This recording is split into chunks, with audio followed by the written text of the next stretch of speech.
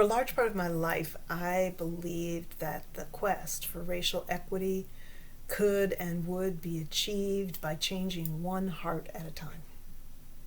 I believed that the personal and the individual actions of a few good people would change the world. And I had good cause to believe that.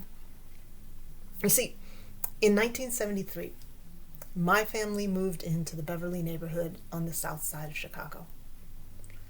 I was 5 years old, and I remember being excited about the move because when we went to see the house, the family of 5 on one side and the only child on the other came over to play with us.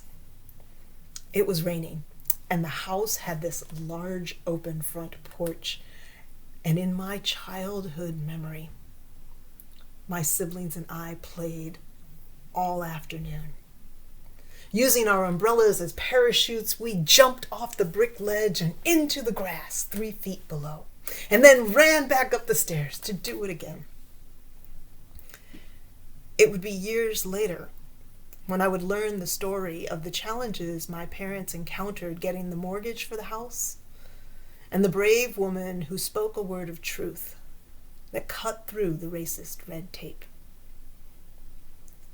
Perhaps if they had told us, I might not have been so confused and surprised when our family dog was poisoned and ran out into the snow on Christmas Eve, or when Molotov cocktails were thrown into our backyard, or when a hole suddenly appeared in our trampoline, big enough for a child to fall through.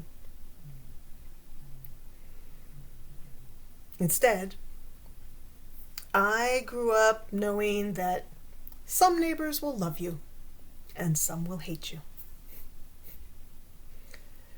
We loved our house and the neighbors who loved us. And with their solidarity, we stayed because no one was going to run us off.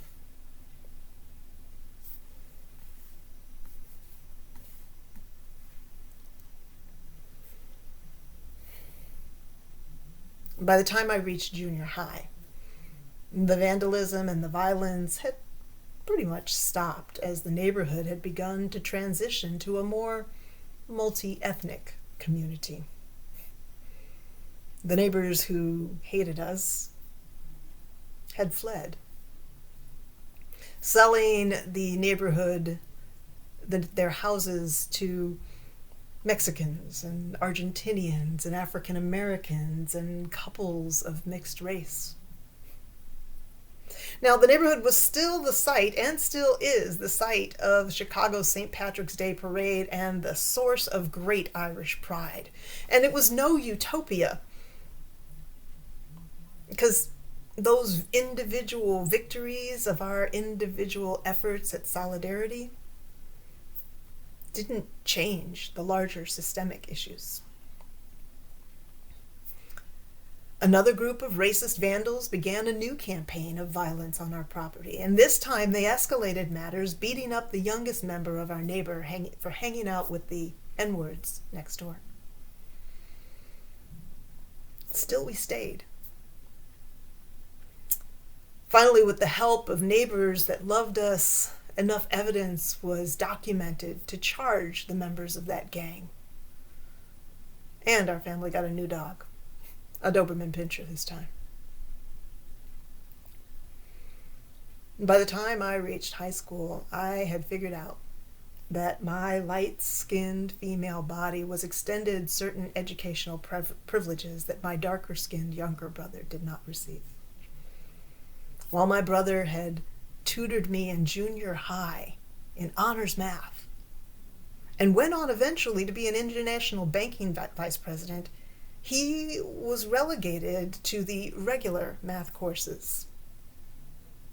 Now, he remembers things differently, but I recall being aware enough of this disparity that when I was forced to take chemistry in my senior year, I only agreed if I would be placed in my brother's junior year class.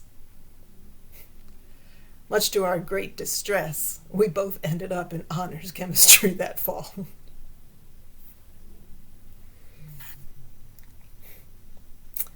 These experiences are the foundation of my commitment to racial justice and equity work as a both and imperative.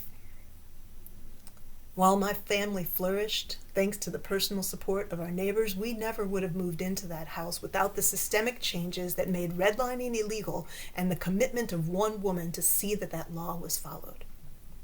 While my individual actions opened up honors classes to my brothers, it was the quiet mention in the obituary of the parents who lived next door, those college professors, and what they did to diversify the reading lists in their institutions that changed what and how a whole new generation of students would perceive race. While I continue to rejoice with every individual student and parishioner as they grow in their understanding of how racism hurts both the oppressed and the oppressor, I also understand that the systemic and structural accountability is an integral part of any solution towards racial justice and equity. So, what is my personal story of racial justice? It's a story of family honor, neighborly love, civil rights and struggles, and institutional shifts. It's personal and systemic. It's individual efforts and community organizing.